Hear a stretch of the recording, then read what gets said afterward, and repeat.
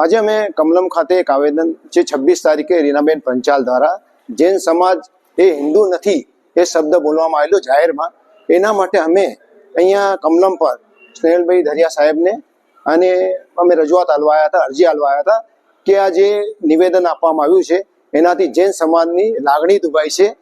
કાલ ઉઠીને બીજા સમાજને પણ આવું ના થાય અને કોઈને દુઃખ ના પહોંચે એના માટે અમે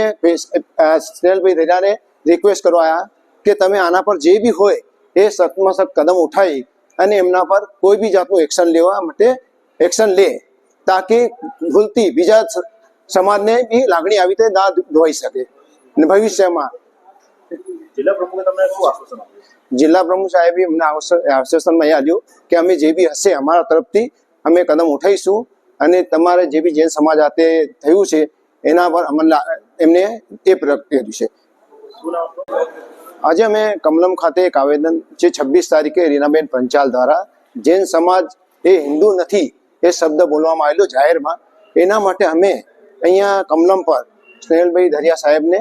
અને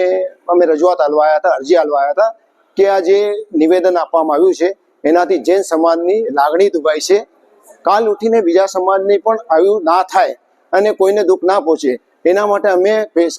સ્નેહલભાઈ ધરિયાને રિક્વેસ્ટ કરવા કે તમે આના પર જે બી હોય એ સખ્તમાં સખ્ત કદમ ઉઠાવી અને એમના પર કોઈ બી જાતનું એક્શન લેવા માટે એક્શન લે, તાકી ભૂલથી બીજા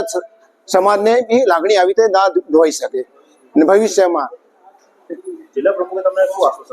જિલ્લા પ્રમુખ સાહેબે અમને આશ્વાસનમાં એ આપ્યું કે અમે જે બી હશે અમારા તરફથી અમે કદમ ઉઠાવીશું અને તમારે જે બી જૈન સમાજ હાથે થયું છે એના પર